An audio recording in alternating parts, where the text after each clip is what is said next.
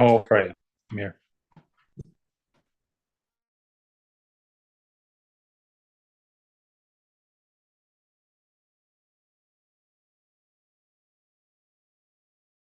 Can you hear me, Roop?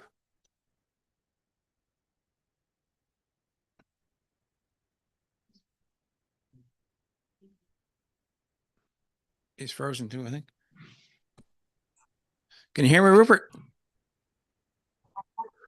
I can hear you. Can you hear me? Yeah, I can now. Yeah, you're good.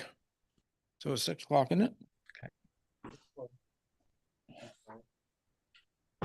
Just gonna start the recording.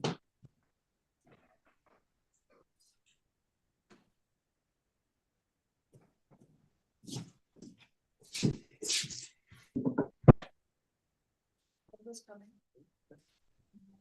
I believe Guido is coming.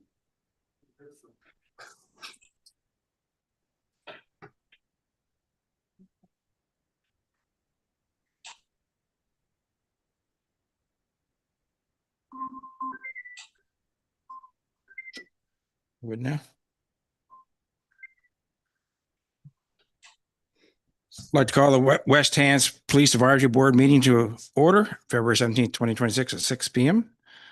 Up first, attendance. We do have a quorum tonight.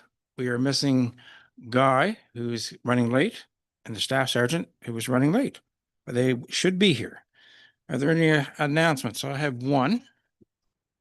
West Hants Regional Municipality acknowledges that we are in Mi'kma'ki, the ancestral and unceded territory of the Mi'kmaq people, and that this land is governed by the treaties of peace and friendship signed in 1726. West Hants Regional Municipality also recognizes that we are all treaty people and have responsibilities to this land and each other. West Hants Regional Municipality also recognizes African Nova Scotians are a distinct people whose history, legacies, and contributions have enriched that part of Mi'kma'ki known as Nova Scotia for over 400 years. Any other announcements? Seeing none, we will move on. The staff sergeant has shown up. He flew in from Vancouver tonight. Looking for approval of the agenda. Moved by Jane, seconded by Carla. All those in favor, hands up. I can't see Rupert. Yeah, we'll carry on. Does anybody have a declaration of conflict of interest in tonight's meeting? Seeing none, we're going down to 6. Approval of previous meeting minutes. October 20th, 2025, Police Advisory Board minutes. Moved by Jane, second by Carla. All those in favor? All those opposed? Still can't see Rupert, but he's presentations. There's none tonight. We're going down to business arising from minutes, old business, opportunity for strategic planning training. Mark, that happened. You want to brief us a little bit on it? Just turn your mic on. Great.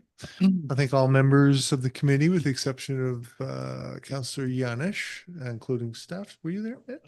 You were there as well. Yeah, that's right. Carla, she was separating.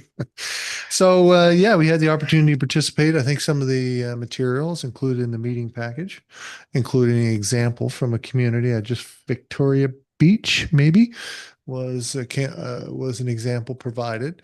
So in addition to the strategic planning exercise, we did provide the committee with a refresher. There's a copy of the Police Act. I think the policing standards are in there. And in particular, our day kind of started with the Act. It's always kind of an opportunity to remind people of the responsibilities of not only the municipality, but the governing police agency, which in this case is the RCMP. It's always then the challenge, or it's always then, I guess, the process of determining how much and how that resource gets applied. We know the Act speaks to different categories of things that they must do, but again, back to size and scale and volume and resource concentration.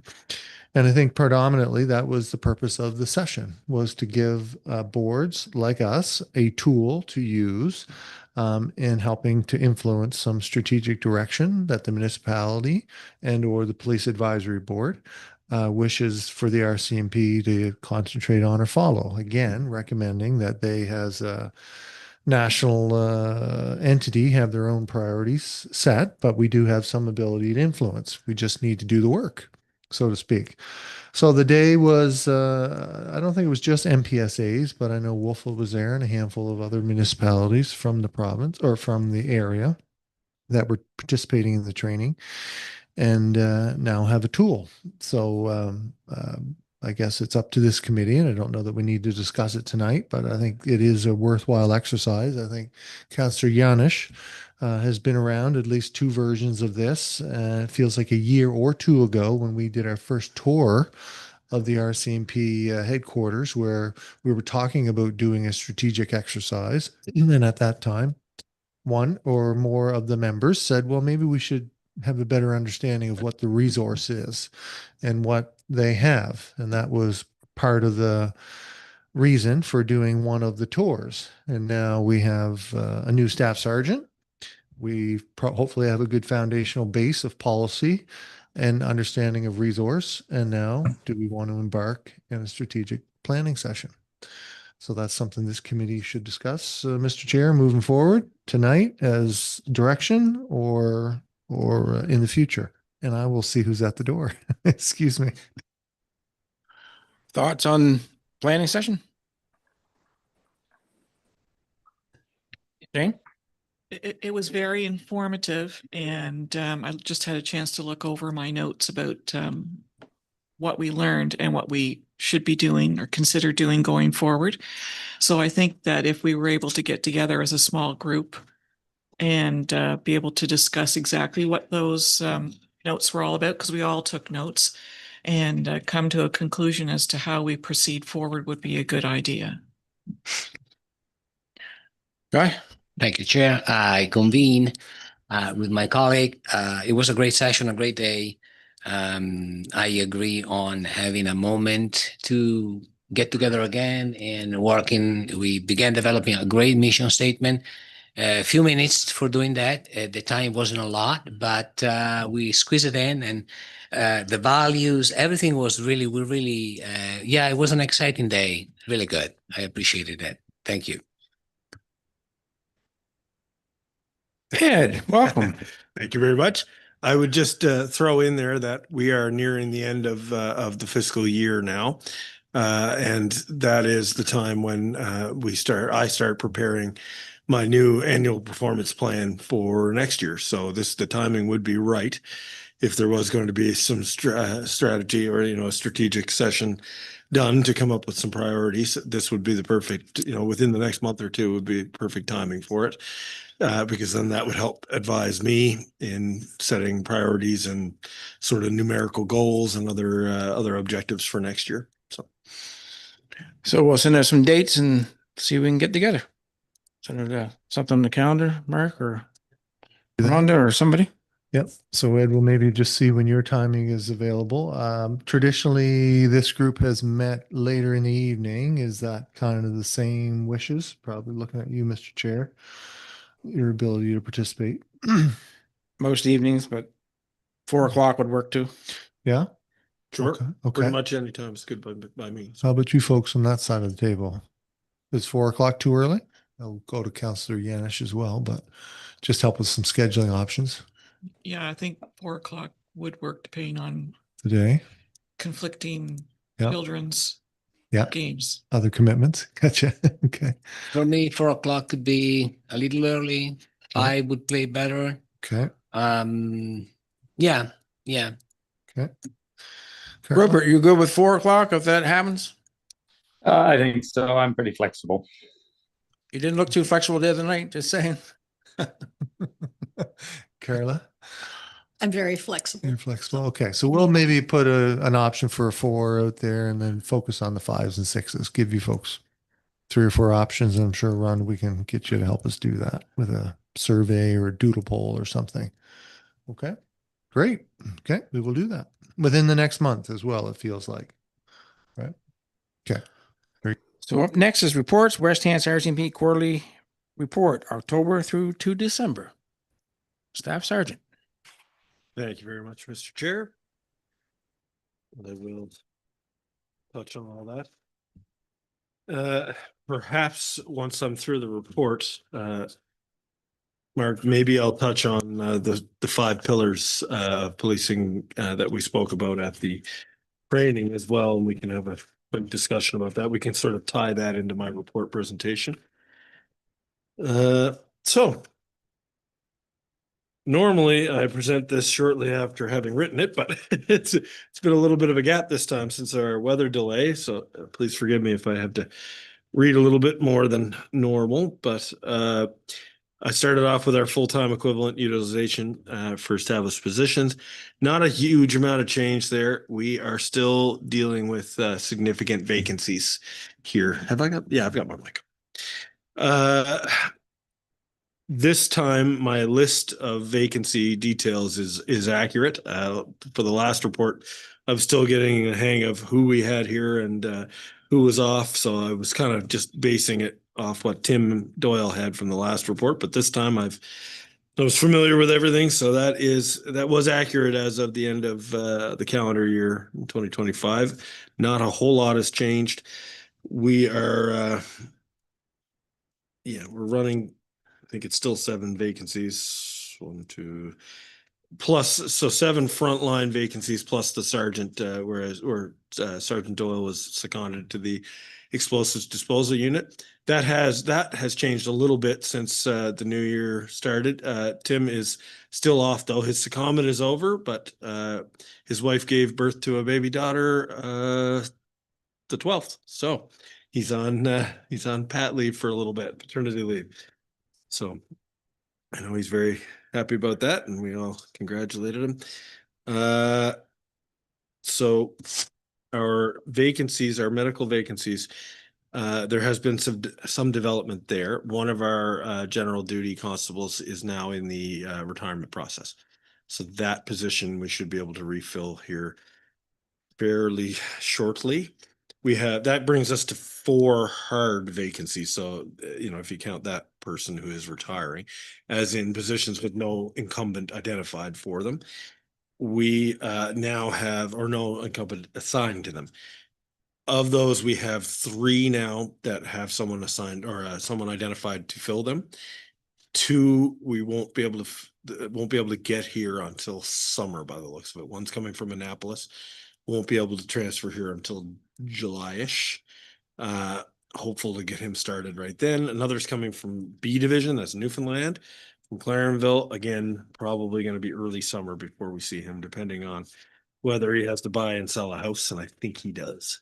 So, and then sounds like we may be getting an experienced police officer from another police force being hired over to the RCMP, which I like to have. No certainty yet on where that person's coming from, but just found out about them in the last couple of days. So there's light at the end of my HR tunnel here right now.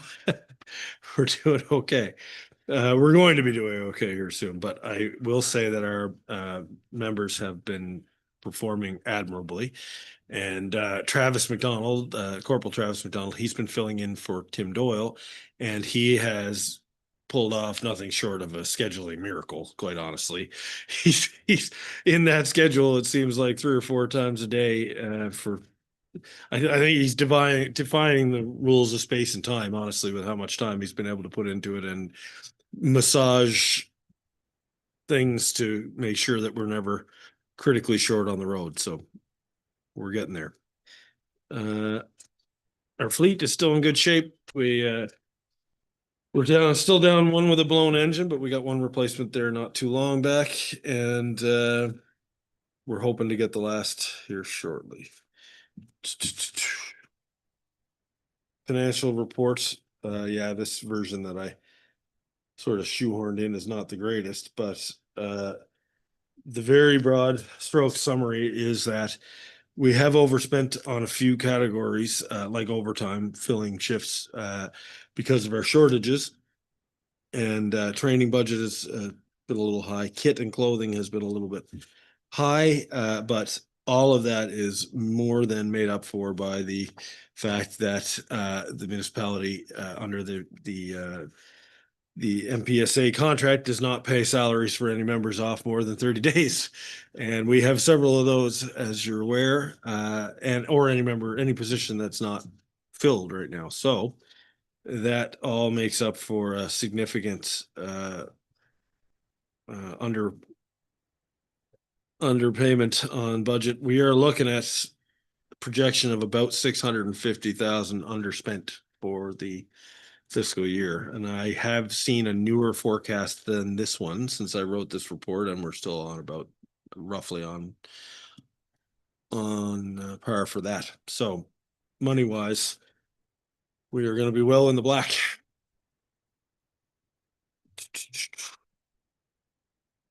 Yeah, this projection is for 664,000 in the black out of a total budget of, was it three? I gotta find the right category here. Budget of 4,339,900. That's significant. Calls for service. I'm still struggling with where some of these older numbers were pulled from because I have not been able to quite exactly match some of my predecessors' totals, and that has to do with some of the foibles of our computer system. Everybody seems to run stats a little bit differently, but we have a new dashboard system for running stats that I'm going to be using from now on that is much more clear, and I think everyone's going to be using it, so that will sort of stabilize this going forward. But overall, our numbers so far are high, but not out of control. We've had up to the end of Q3, we had 5,334 calls for service. That's versus 6,208 grand total last fiscal year. So we are almost certain to come in significantly higher than we did last year, but it's nothing absolutely wild. Numbers were significantly lower in previous years, but kind of slowly growing, with one exception there between 2022 and 2022, 2023 and 2023, 2024. There was a little bit of a decrease in total calls, but then a big jump to last year and probably going to be a significant jump again this year. Overall statistics, I'm not seeing anything wildly drastic there. We've had significant reports of shoplifting, things like that, but some of the members have attributed that to improved loss prevention at a couple of the major stores here. It seems like we're maybe getting more reports because they're doing a better job of at least spotting the thefts and reporting it. But I think overall it is safe to say that we've seen a bit of an uptick in shoplifting. So we're making a little bit of a project of that to try to improve our visibility at some of the stores that are most affected during the hour. We have a statistician working out in Southwest Nova District who's been able to provide us with the peak times for the thefts. So we've been asking the members basically to park a police car in front of those stores while writing up their files in the car during those peak hours, just trying to put a friendly police presence there so maybe people don't go in and steal a cart full of meat like we've been seeing, or $400, $500 a high-end scotch from the liquor store, or quite a few significant thefts. Persons crimes are sort of stable. Sexual offenses are still higher than I'd like to see, but sort of a unfortunate reality of policing. Those numbers, you don't want to see any. No huge year over year change. Yeah, theft under is up 20 files over the total for the same quarter last year. So that's what I was talking about there. Mischief numbers are higher than last. Underneath threats are up quite a bit. Speeding, more tickets written than the same period last year, which is good. Doesn't necessarily indicate an uptick in speeding. Check stop numbers are down hugely, which disappoints me, and I have some work to do there. But the members have been catching a lot of impaired drivers, which is good. Very similar numbers to the same quarter last year. I think I may have mentioned this before, but one of our members is going to be awarded this year. He may be the only one in Nova Scotia to win the gold level of the National Impaired Driving Prevention Awards. I can't remember the exact title of them. But in order to get that gold level status, you have to have stopped 24 criminal level impaired drivers. Only one member in all of Nova Scotia got there last year, and it wasn't him, but this year, Jordan Bruce has gotten there. So I haven't heard for sure yet, but it sounds like he may be the only one in Nova Scotia.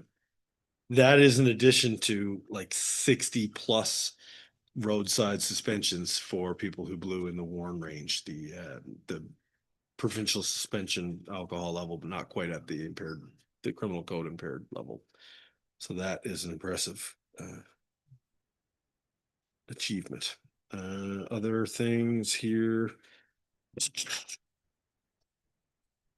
I'm not seeing any other major concerns. We can have some questions about that after, of course.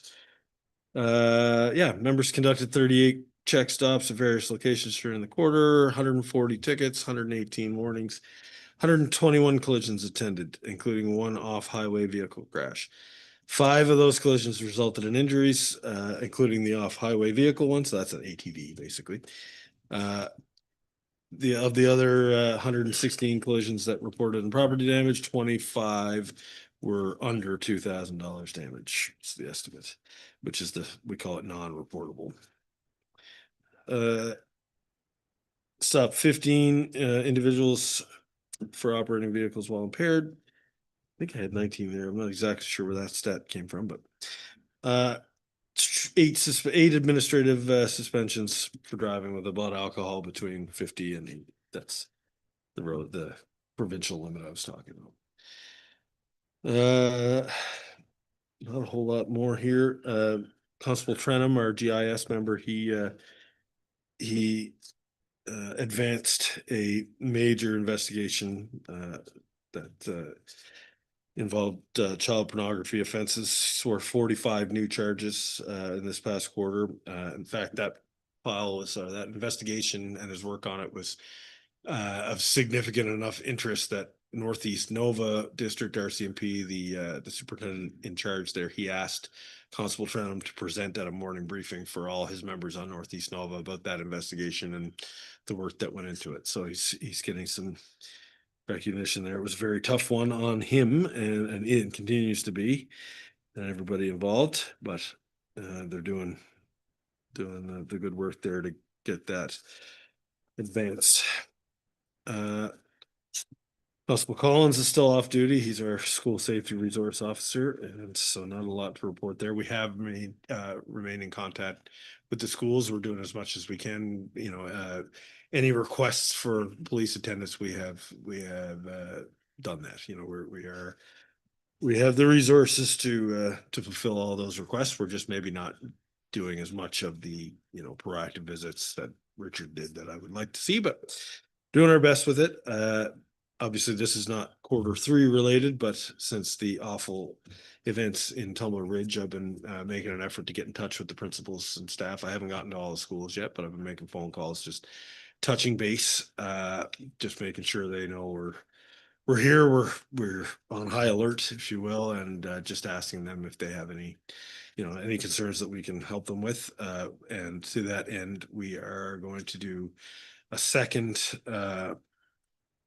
drill at the high school here first week of March. We're going to do a lockdown drill, and it'll be a full police attendance thing. We'll do a fairly intensive, obviously everyone will know it's a drill and we'll be careful about that, but we will do at least a simulated proper response, try to get there quickly and get in and clear the school quickly, just to kind of make sure the kids know we're there and that we are taking this seriously, and teachers and parents and all that stuff.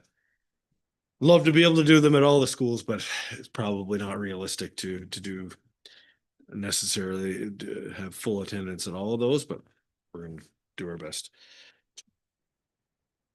We're also going to, I am going to speak to the principal at the high school about potentially getting access to that school after hours to do some more intense practicing without any kids present. I've done that in previous detachments, and while it is never pleasant to practice those things, it's best to be prepared just in case. So street crime's been busy as well. They've been helping with a bunch of investigations across Southwest Nova, doing some good work here as well.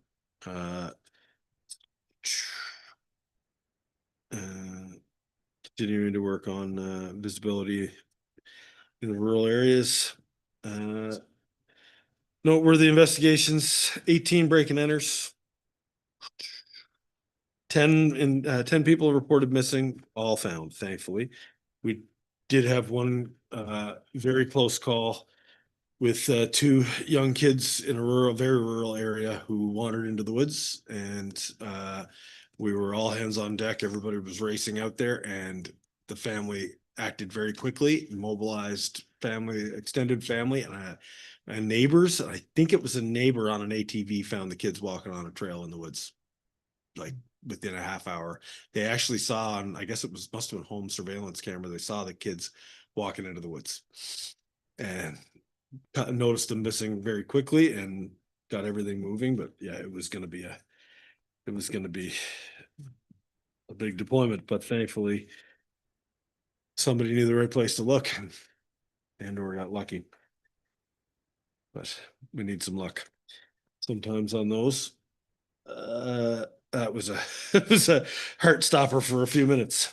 Corporal McDonald and I have been meeting with the posse organization. We've actually had a couple of discussions now to just improve working relationship there, just sort out strategies for working together effectively. We have also been meeting with the Windsor Business Association, or the Business Association. And I don't think I have it on there, but also with the diverse, equitable, inclusive community committee. Have I got that right, Mark? Did I hit it? All right. Yes, the ICC. I've been meeting with those. I've been attending those meetings. Well, yep, provincial. I'm not sure why I kept the provincial court part in there. It is still closed and will remain so forever. We are adjusting to the new reality of bringing our prisoners and all our court matters to Kentville. There's been growing pains, but we are getting there and we're working through it. And the court staff and Crown have been very patient with us. Yeah, as we figure out things. So.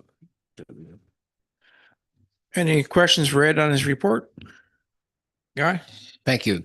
I was curious about Heard in Canada, Ontario, extortions, business. Are we lucky enough to have nothing of that in our community? I'm sorry, extortion? Extortions on businesses. I haven't heard about extortions. I've heard about frauds with individuals and at least attempts on businesses. I have to say that I can't put my finger on any extortion attempts or successful extortion that I'm aware of since I came here. Thank you. Because I haven't seen it in any of the items, so I was curious. We do occasionally get sextortion stuff with individuals. With often teen boys tend to be the target of those. I saw quite a few in Kings, and I'm aware of at least one attempt since within the last month or so here where someone will pretend to be a teenage girl and communicate with these young boys and provide images that are likely just generic internet images, and then seek reciprocal images from the teen, and then as soon as they have them, attempt to extort the teen. It's not necessarily boys, but the ones I've seen locally at least the victims have been teenage boys, where now these fraudsters or extortionists have nude pictures of this boy and say, if you don't pay me X amount of money, I'm going to spread this to everyone in your contact list, sort of thing. And it's nasty. We have seen that definitely here, or at least attempts at it, but I'm not aware of any business extortion. Any other questions for Ed on this report? Mark? I'll just make a quick comment and thank you, Ed. You mentioned you're at the Windsor Township Business Association Diversity, Equity, Inclusion Committee, soon to be a homelessness committee. You're stretching yourself out. Thank you very much. You're doing the rounds, you're keeping up. I was curious about the school lockdown. So those would be Center of Education policies for which you then support. Yes. So they're creating them probably in Berwick at the head office, and then they go out and then they exercise them. And Correct. And I think there's some support it? guidance at the provincial level there too for these. Yeah, there's a standard for these lockdown procedures. Yeah. But yeah, I think the policy is mainly out of Berwick there. But yes, we support the schools. Let us know if they're doing a drill, and we will attend. And just kind of like I attended one right after I started here in September, as soon as school started at the high school, and we just walked through. They did their drill, and I just accompanied the principal while he checked classrooms, and a couple of my members accompanied other teachers while they did the same, and just making sure the doors are locked, making sure they're following their own internal procedures. Yeah. Okay. And just the last one, just a comment, if you would. We live in rural Nova Scotia, so off-highway vehicle is part of our culture.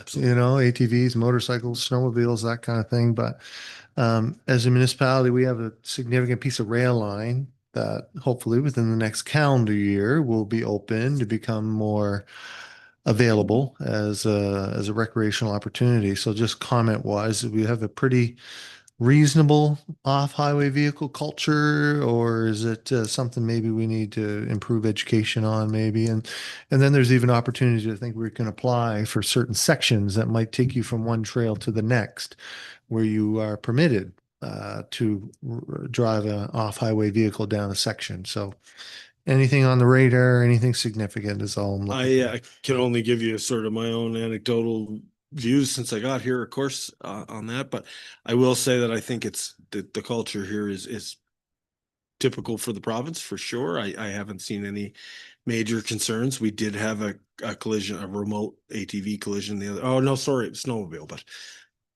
sort of similar idea the other night. We definitely hear a bit about sort of drinking, alcohol parties associated with ATVs and snowmobiles, a bit of a drinking culture there. But that is, in my view now, or my experience across 3 provinces, that is just part of life in rural Canada. I think that there are issues with that.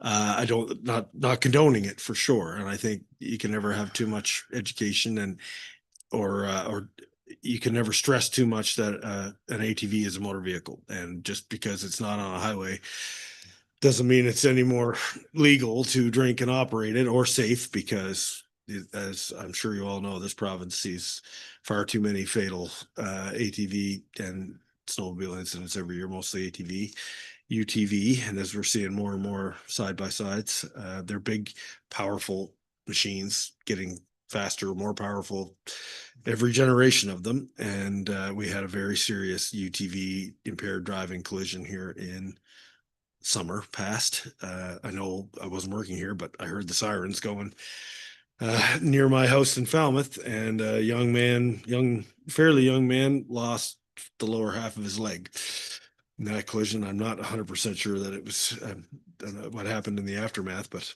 it was very, very badly damaged, his leg, and he was very seriously injured. So yeah, there are definitely issues with it. More education, more enforcement on our part couldn't help or couldn't hurt, and could help. I will say that I am fully in support of the application to have certain areas of road opened to go between trails. I have worked in very rural areas in the past, and it's been a little bit difficult to balance the needs of ATV users or the wishes with the public, because I can't tell someone that it's okay for them to drive slowly along the side of the road as long as they're going walking speed with a helmet on.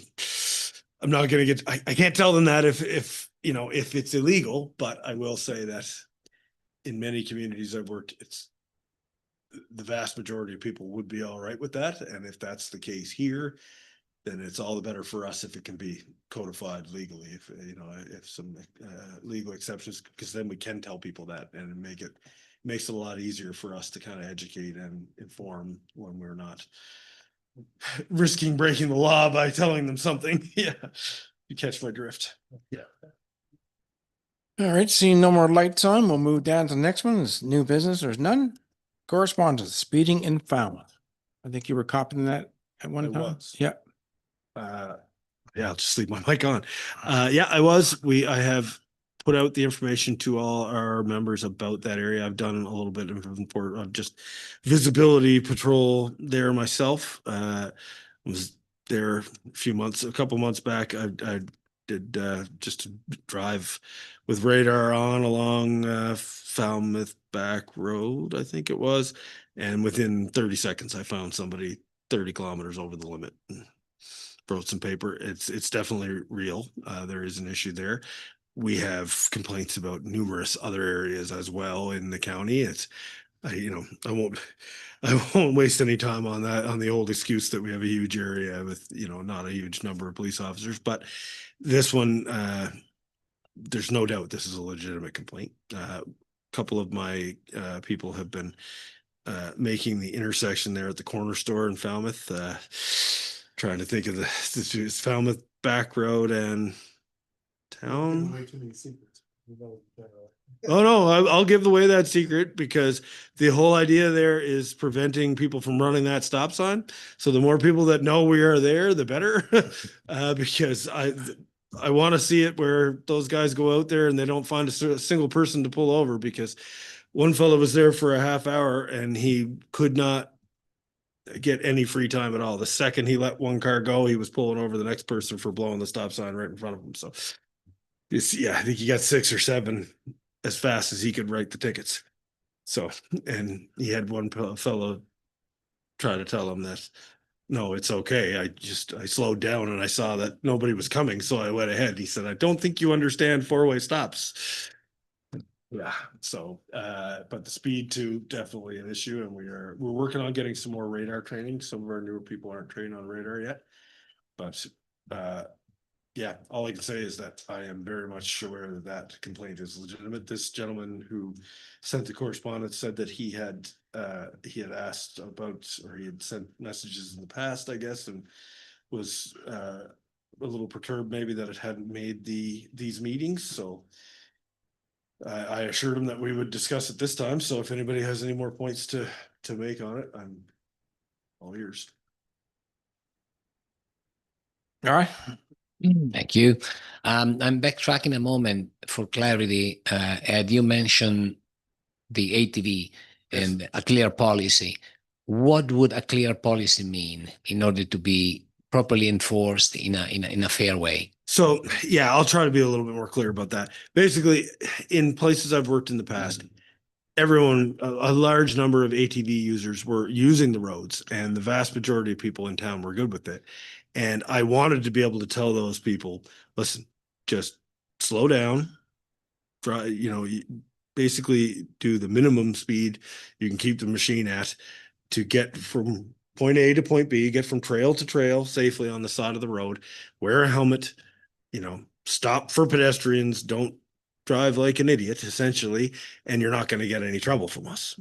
But I can't legally tell people that, because if the law says you can't be on the road, then a police officer should not be telling you you can be on the road if you do everything safely, because that opens me up to liability. It creates a bad situation. So if the town were to get approval to designate certain sections of road between trails, for example, and have them legally designated, as ATV friendly, I guess is the best way to put it. That would give me a clear legal avenue to then have those conversations with the riders that are using it. Put a police car out there and say, hey, you guys are legally allowed to do this now, but you must do this. Your machine must be registered. You must wear a helmet. You must go at dead slow speed, et cetera, et cetera. And then I can legally tell them that without risking my job for directing somebody to commit motor vehicle act offense. Thank you. And when we say road, are we meaning trail, road, asphalted road, curbs? What is the definition of road here? Yes.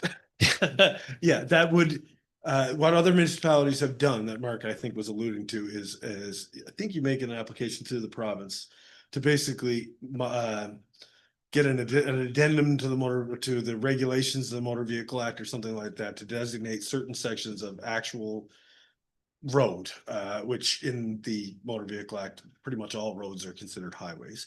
But it would include paved roads. It depends on what the municipality, what Okay, areas that, are brought forward in the application, but it certainly could involve, paved roads. I know Corner Brook in Newfoundland has designated large sections of some fairly serious roadways as ATV friendly and publicized it, made motorists aware. I think they might have even done a little plebiscite or something there about it. And so far seems to be going well. It's one of those things where if it's difficult to legislate your way out of something that everybody wants to do, if the public is ignoring the law, then maybe the law is not, not up to date. Certainly. thank you. Not to go too far with the Corner Brook scenario, but like if we think of our area in Brooklyn, so we have a lot of folks now that are unloading at the middle school, and then they'll fuel up and supply up at the Petrocan, and then they'll go down past the arena, cross the bridge and on the trail. So we have that section, which kind of leans more towards, okay, if you're going to, because we need large parking lots for offloading, they start their journey and they return to the journey. And there may be other sections along the way, but I think probably there's just more easily identify rural sections than necessarily earmarking the town of Windsor streets as ATV friendly. That's a big bridge, but there are probably some sections. But my point in asking was just more about the culture. Yeah. And I expected it was similar as to the rest of the province, but it's probably as we start to promote as a municipality, start to promote that trail, that section, which then goes into East Hants and goes all the way to Kennecook, that strategically for the safety of all and awareness and education, there may be some strategic locations that we identify as off-highway vehicle friendly sections, and then see where we go from there. Probably some areas in Through Plains and Sweets Corner and different places that Mhm. do the same thing. It's just thinking ahead a little bit. Thank you. Very nice. Thank you. All right, seeing no more lights on, we'll move down to number 12, public participation. There is no public, so there's no participation. And in camera, we have none.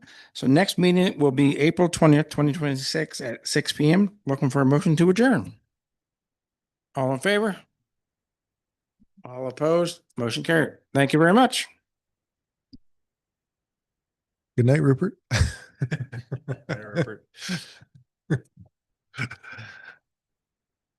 Sorry, Mark, we kind of blasted past the 5 pillars there. We could